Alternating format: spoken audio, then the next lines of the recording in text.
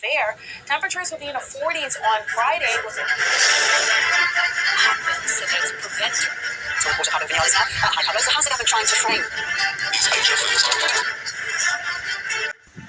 Very warm welcome to Amishakil 5858. I am Ahmed Shackle. Following are the latest news headlines which have been reported by American, European, Canadian, Asian, African and Australian news channels and all other news agencies. So please, let's go to the news.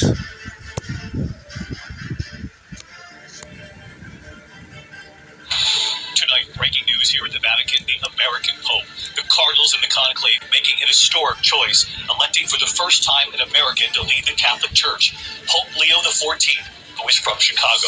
Tonight, the moving images here, the white smoke and the ringing bells, confirming the Cardinals had chosen a new Pope. Habemus Papam. And then Pope Leo XIV stepping out onto the balcony, a deafening roar from the crowd below.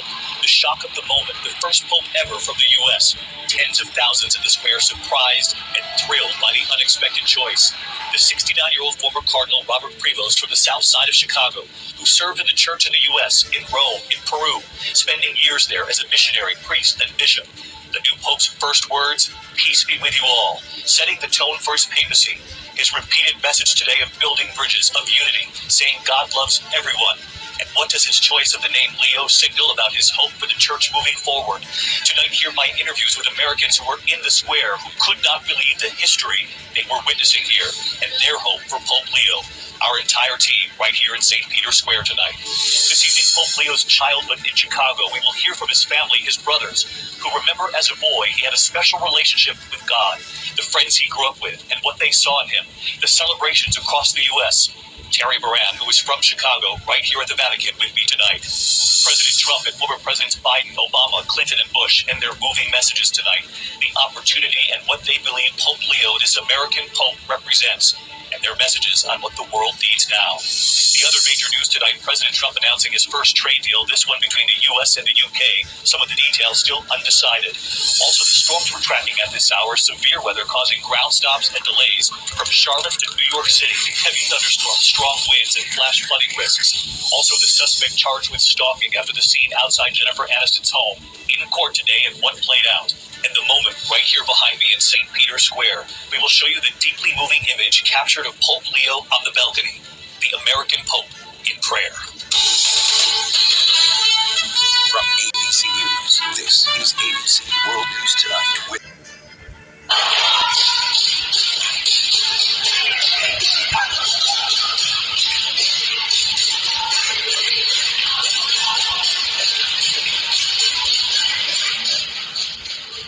Wow, they've got a beat going, but there's a lot of hate in that room right now.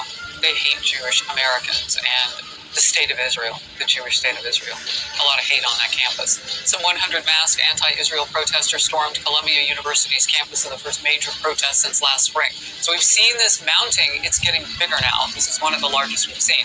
They took over a part of the main library where students were studying for final exams. So they better really make sure that they contain themselves, because if you hurt one of those students, just think about that for a second. They're not thinking straight. Those protesters, this is not protected speech. This is not civil disobedience. This is hands-on violence. Hands-on. Security officers attempted to hold the line as that mob attempted to occupy that building. We have seen this before. The NYPD then moved in at the request of the university. I have lots of questions about why it took so long, but at least they got there. Police arrested around 80 people after students refused to identify themselves or leave the building. So you know they needed our officers there. The protests escalated and spilled out of the university gates and onto the streets, where police officers used riot gear to control that mob. The Trump administration, which has been cracking down on campus anti-Semitism, took swift action. Secretary of State Marco Rubio with this: "We are reviewing the visa status of the trespassers and vandals who took over Columbia University's library. Pro-Hamas thugs are no longer welcome in our great nation." In focus now, Congresswoman Elise Stefanik, Republican of New York and House Republican leadership chair, is with me on the mez in person. Thank you for being here. Your first response to what we saw unfold? It is absolutely disgraceful, and it is more, unfortunately, of what we've seen at our quote-unquote most elite institutions. This is why President Trump's action to defund places like Columbia, places like Harvard, who have refused to protect students on campus. We need to have a zero-tolerance policy for anti-Semitism, but also for violence, riots, and destruction of property.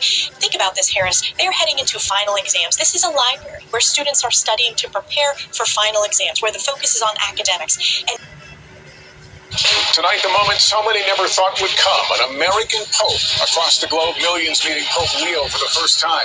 The surprising sight of white smoke on just the second day of the conclave. Around Rome, some 150,000 people raced to St. Peter's Square for a glimpse. And then the man himself, Cardinal Robert Prevost, emerging on the balcony for the first time as Pope. His message of peace to the world. From Longshot to one of the holiest, most powerful perches, will Pope Leo continue the vision of Pope Francis and take the church into the next era while facing challenges new and old? And the Pope of Chicago, his early roots on the South Side, from those who know him, our global coverage of the outpouring for the new pontiff. Also tonight, President Trump announces his first trade deal, but with the port of Seattle seeing few ships, will it turn around the impact on trade? The shocking scene in court, the man accused of crashing into the gate of Jennifer Aniston's home. Our exclusive new reporting from Keith Morrison, the video dateline obtained showing a car resembling Brian Koberger's circling the block near where 4 University of Idaho college students were killed. And they journeyed to see the new Pope be announced with their own eyes. The Americans who couldn't believe what they witnessed. This is NBC Nightly News, the Papal Conclave. On this Thursday night from Rome, historic decision. The Catholic Church elects its very first American Pope. It's not a showboat. The reaction? What we're learning about the new pontiff and the significance of his name. New cross-examination at the Hockey Canada sex assault trial. A public complainant responded to a defense lawyer's accusation she stretched the truth. Canada's multiplying measles cases. We should not be seeing measles in 2025. Why critics are slamming governments and public health officials. And extraordinary victim impact statement. It is a shame we encountered each other that day in those circumstances. The AI-generated video of a man addressing his killer. Global National with Donna Friesen. Reporting tonight from Rome, Jeff Semple. Good evening and thank you for joining us on this historic night from Rome. There is a new pope, and for the first time, he's an American, Robert Prevost, who's chosen the name Leo XIV. He won the papacy on the 4th vote, and earlier tonight was introduced to the world in St. Peter's Square.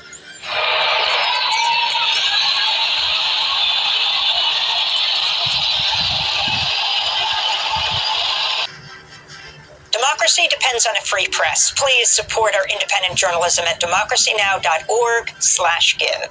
Welcome to Democracy Now!, democracynow.org, the War and Peace Report. I'm Amy Goodman. Israeli attacks on the Gaza Strip have killed at least 100 people over the past 24 hours as bombs, missiles, and drones struck homes, businesses, apartment buildings, tents housing displaced Palestinians. In one of the latest attacks, Israel bombed a crowded restaurant and marketplace in Gaza City, killing at least 32 people and wounding 86 others. Witnesses said the strike littered the ground with body parts and blood. One survivor fled, clutching a baby with another 2 terrified children in tow. While we were at the hall of the restaurant, the Israeli army did a strike and everyone died. The youth died. I can't tell you. Youth at the entrance of the hall. Blood was like a lake. Oh my, pools of blood. Among the dead was Palestinian journalist Yahya Sabaya, who was killed just hours after celebrating. Good evening, I'm Jeff Bennett. And I'm Amna Nabaz. On the NewsHour tonight, the first American Pope is elected to lead the Catholic Church. Robert Prevost, now Leo XIV. The United States and United Kingdom announced a trade framework that would alleviate some of President Trump's tariffs. And we speak with billionaire Bill Gates about why he plans to give away virtually all of his money and close down the foundation in the next 20 years. Why not bet on the team we have and get all the way to elimination for a lot of these diseases?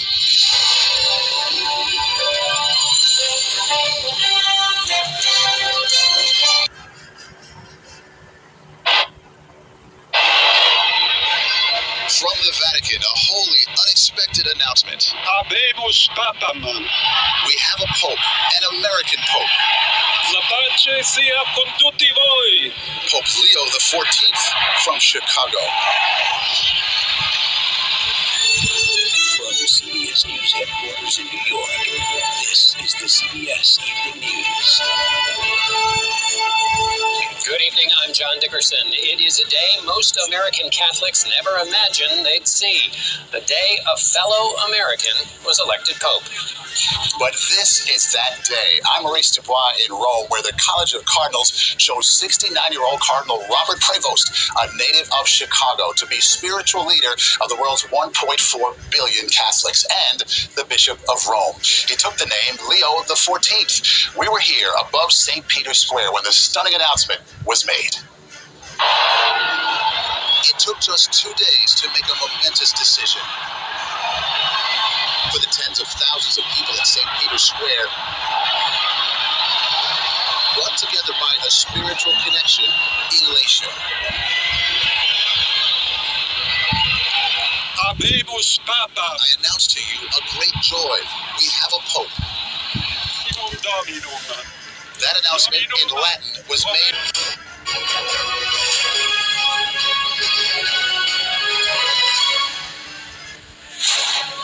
Hello there and good morning. It is 7 a.m. and on today's programme, the Catholic Church has a new leader and he'll lead Mass later. And in sports, it's an all-English Europa League final after wins for both Manchester United and Tottenham. It is Friday, the 9th of May.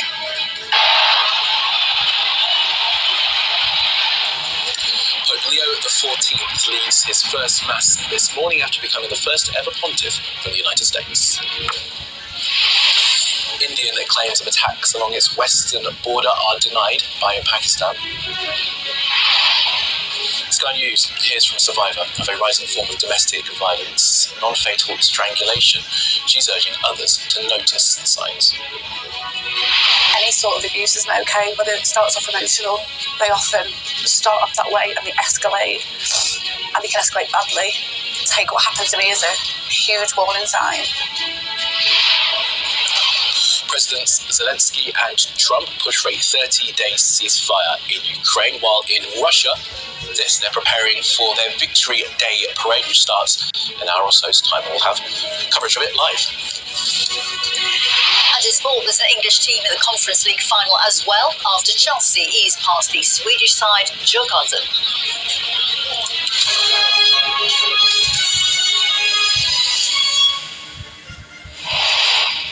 Hello, good morning, and thank you for joining us on the Breakfast programme. Day, the eye view. Today, Catholics celebrate the election of Pope Leo XIV. Anthony Albanese has invited him to visit Australia in 2028.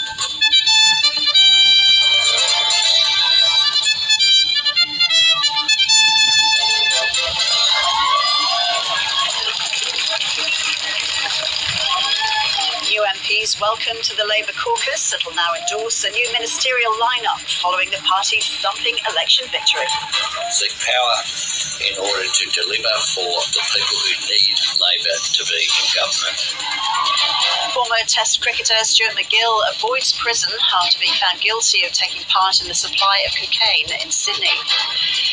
And Judy Frager's portrait of Justine Williams wins this year's $100,000 Archibald Prize.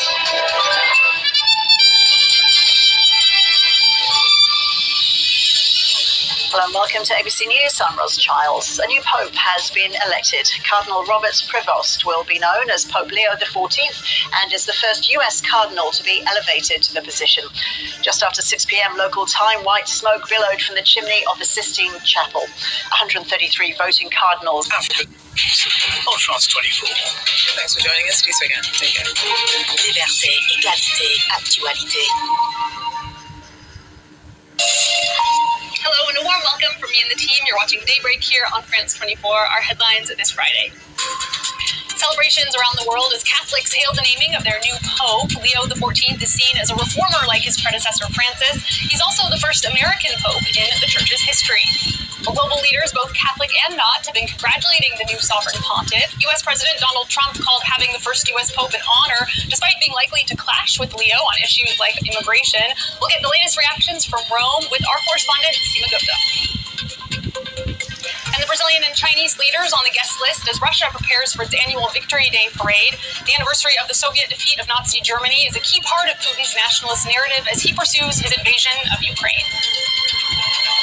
It's good to have you with us. Also coming up, American billionaire and Microsoft co-founder Bill Gates says that he will give away 99% of his fortune over the next 20 years. That's some $200 billion. An announcement that comes as the United States has drastically cut its overseas aid under Donald Trump. And even New York's Empire State Building is showing its pride at the first American Pope, lighting up in gold and white on Thursday evening.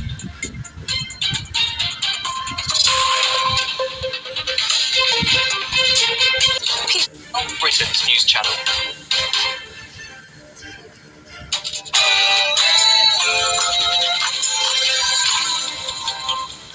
Good morning. A UK-US trade deal has been struck. President Trump hails Brexit for making the deal possible.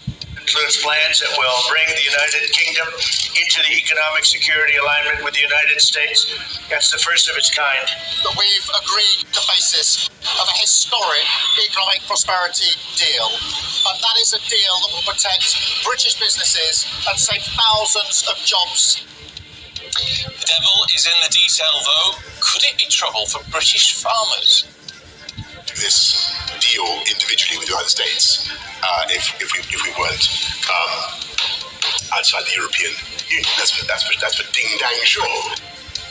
In a GB News exclusive, former Prime Minister Boris Johnson credits his work on Brexit for paving the way to the trade deal with the United States.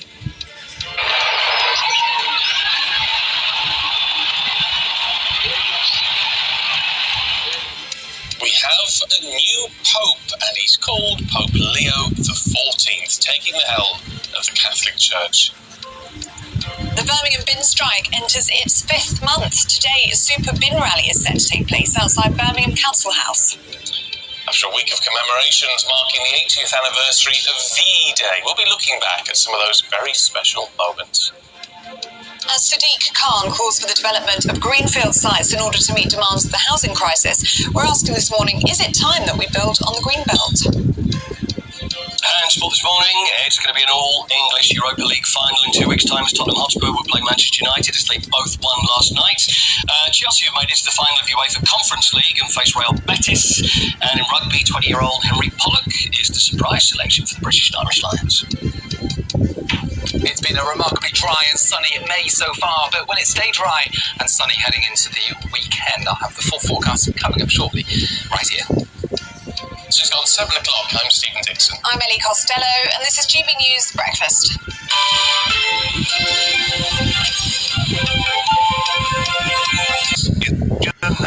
It's 2 p.m. in Singapore and Hong Kong, 11:30 in New Delhi, and 1 o'clock in Jakarta. I'm Jill Newbronna.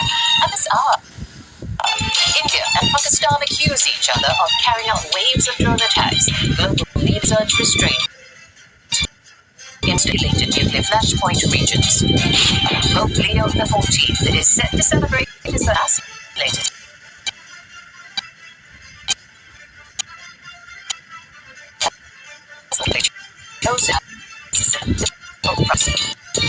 Chinese exports beating one to audio.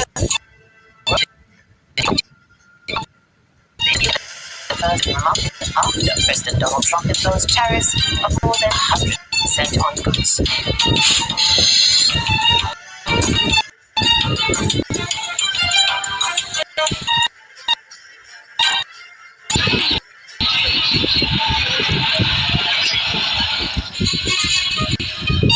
Africa News. The news. While Europe commemorates the 80th anniversary of the end of fascism and World War II, Algeria remembers another event. Colonial massacres in the cities of Guelma, Karata and Sétif, where French troops killed thousands of Algerians in 1945. 8th of May 1945 was a turning point in the history of French colonization.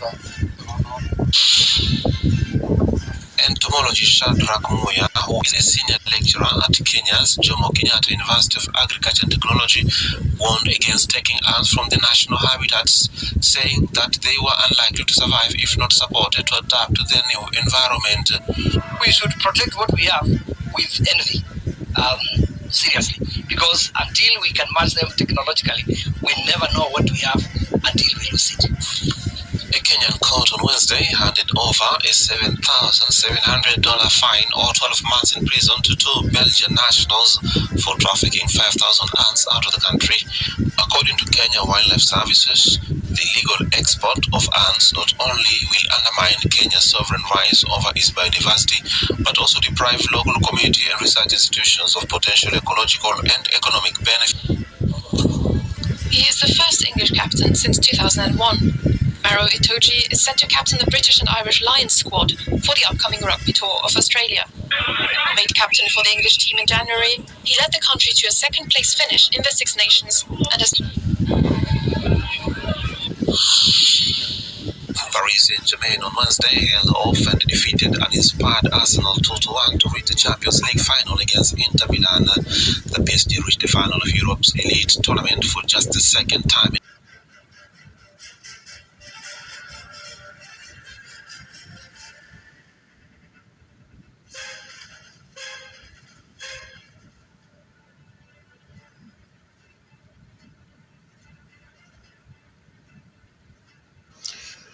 Thank you very much for giving time to Amir Shekel 5858. I am Amir Shekel. Have a good life. Bye-bye.